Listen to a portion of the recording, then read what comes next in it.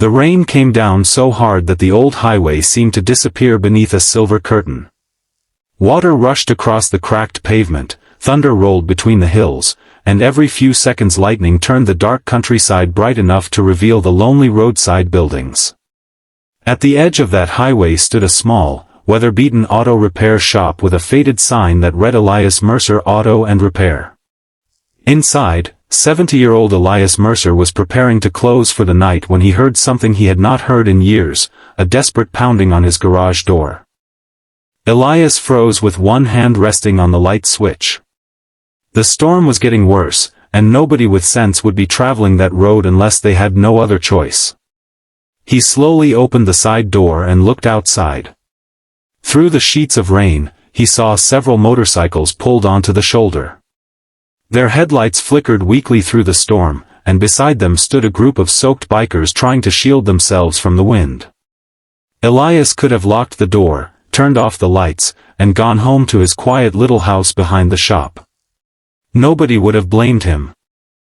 But something inside him whispered that people asking for shelter during a storm should never be turned away. If you believe that kindness and second chances can change a life, please like, comment, share, and subscribe to Kindness Corner 2.0. Your support helps bring more stories like this to people who need a reminder that compassion still matters. Elias pulled the garage door open and waved the stranded travelers inside. The bikers hurried their motorcycles under the roof while Elias brought out old towels, blankets, and a large metal bucket for their dripping clothes. There were 6 of them. Their leader, a broad-shouldered man named Rowan Tate, looked to be in his early 40s.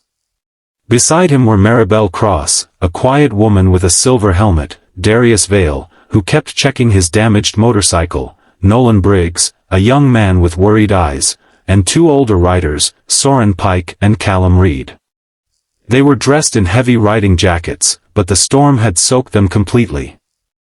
Elias did not ask who they were, where they came from, or whether they could pay him. He simply told them to get warm. He switched on the old fluorescent lights and started an ancient heater that rattled like it was complaining about every year of its long life.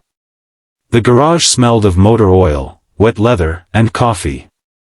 Elias found 6 mismatched mugs and poured everyone something hot. The bikers slowly relaxed. Then Darius showed him the real problem. One of the motorcycles had lost power after crossing a flooded stretch of road. The others had stopped to help, but the storm had made the highway too dangerous to continue.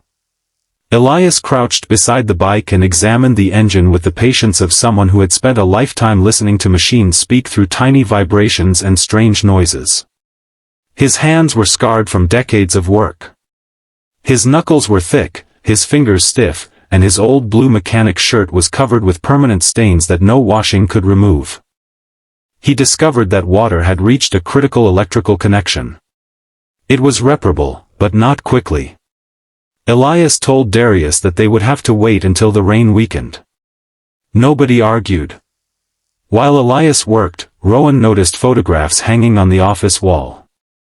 There were pictures of Elias standing beside old cars, holding trophies, shaking hands with customers, and standing beside a much younger woman who had the same warm smile he carried. Rowan asked about her. Elias stared at the photograph for several seconds before answering. She was his daughter, Amara. She had been an engineering student with dreams of designing engines that could run cleaner and last longer. Years earlier, she had died unexpectedly after a sudden illness.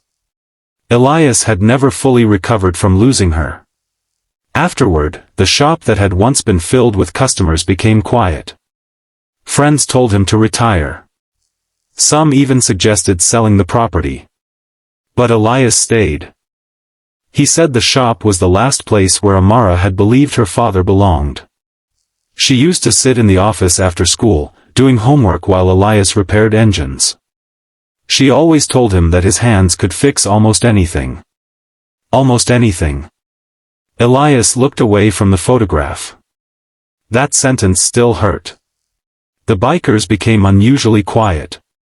None of them knew what to say. Finally, Maribel noticed a second photograph. It showed Elias beside a battered motorcycle. She asked whether he rode. For the first time that evening, Elias smiled. He had once loved motorcycles. Years ago, he had traveled hundreds of miles with a group of friends. They had ridden through mountain roads, desert highways, and small towns where strangers became friends over coffee. But after Amara's death, Elias stopped riding. The motorcycle in the photograph eventually became too expensive to maintain, and he sold it to pay medical bills left behind by her illness. The rain continued through the night. Around midnight, the power went out. The garage fell silent except for the storm hammering against the roof. Elias found a battery lantern and placed it on the workbench. The 6 bikers sat together beneath blankets while Elias continued repairing Darius's motorcycle by lantern light. Nobody expected the old mechanic to keep working. But he did. His hands shook slightly whenever he reached for a tool, yet his knowledge remained sharp. He cleaned each connection carefully, checked the wiring, dried the affected components, and tested the system again and again. Near 2 in the morning, Darius offered to pay him. Elias refused. He said the shelter was free, the coffee was free, and if he could get the motorcycle running, that would be enough. Rowan looked at him for a long moment and asked why he was helping strangers. Elias gave a simple answer. Because once, he had needed someone to stop for him. The bikers listened as Elias explained that after Amara died, there had been a night when he had driven home from the hospital alone. His car broke down several miles from town. He had been exhausted and heartbroken. An elderly stranger had stopped, helped him repair the car, and refused payment. The stranger had simply told Elias that someday he might have the chance to do the same for somebody else. Elias had never forgotten those words. By 3 in the morning, the storm finally began to weaken. The sound of rain changed from a violent roar to a steady tapping. Outside, water covered the road, but the worst had passed. Darius's motorcycle finally started. The engine coughed once. Then again. Then it roared to life. Everyone in the garage smiled. Elias leaned against the workbench, exhausted. The bikers applauded, but Elias only waved them off. He told them they should get some sleep before sunrise. Yet Rowan did not sleep. Neither did Maribel. They quietly walked into the office and looked around. On Elias's desk sat a stack of unpaid bills, an old photograph of Amara, and a notice from the bank warning that the repair shop was facing foreclosure. The bikers looked at one another. They suddenly understood why the old mechanic had never complained. He was struggling too. At sunrise, Elias opened the garage door. For the first time in hours, sunlight spilled across the wet highway. The storm clouds were breaking apart, and the entire countryside looked fresh and bright beneath the morning sky. Elias stepped outside expecting to see 6 motorcycles preparing to leave. Instead, he stopped. His eyes widened. The roadside was filled with motorcycles. Not 6. Dozens. Rows of them stretched along the shoulder and into the parking area. Elias stared in confusion. More bikers had arrived during the early morning, traveling from nearby towns. Rowan walked toward him with a smile. He explained that while everyone had been sheltered overnight, the bikers had been messaging friends from their riding community. They had told the story of the old mechanic who opened his doors during the storm without asking for money. Word had traveled quickly. But they had done more than talk.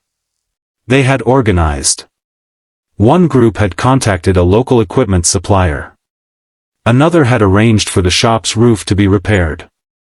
Someone had called the bank and negotiated a temporary extension on Elias's loan. A retired mechanic from a nearby city had offered to help Elias modernize the garage. Then Rowan handed Elias a small envelope. Inside was a photograph of Amara. Elias looked at it carefully. He did not recognize the photograph.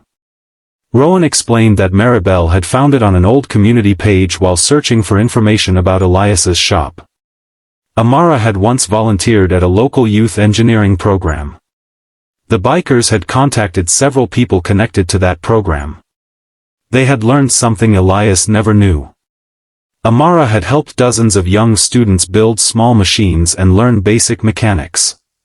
Many of those students had grown into engineers, mechanics, teachers, and business owners. And some of them had come that morning. Among the crowd stood people who had known Amara. They remembered her. One woman carried a toolbox Amara had once given her. A man brought an old notebook filled with mechanical sketches. Another person had brought a framed photograph of Amara teaching a group of children. Elias could barely breathe. For years, he had believed that losing Amara meant losing everything she had left behind. Now, standing in the morning sunlight, he realized he had been wrong. Her kindness had continued traveling through people he had never met. The bikers did not just repair Elias's shop. They helped restore something inside him that had been broken for years. Within weeks, the old garage looked completely different. The roof was repaired. The walls were painted. New tools appeared on the workbenches.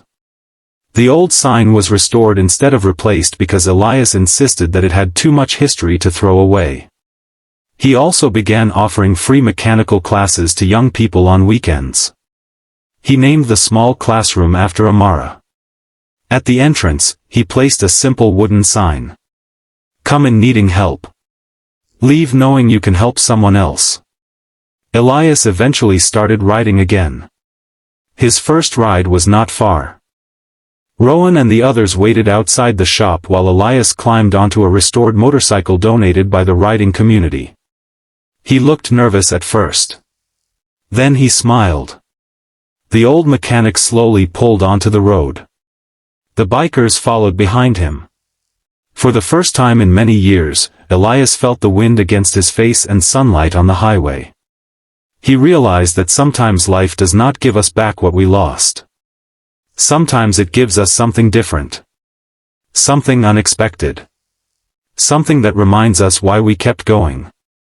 That night of terrible rain had begun with 6 strangers needing shelter. By dawn, Elias had discovered that the kindness he had given away years earlier had somehow found its way back to him. And perhaps that was the greatest repair he had ever made. If this story touched your heart, please take a moment to like the video, share it with someone who believes in kindness, and subscribe to Kindness Corner 2.0. One simple share can help this message reach someone who may need hope today. Before the story ends, comment, "Kindness always comes back," if you believe that a small act of compassion can change someone's life. Because sometimes, the person standing outside your door asking for help is not the only one who needs saving. Sometimes,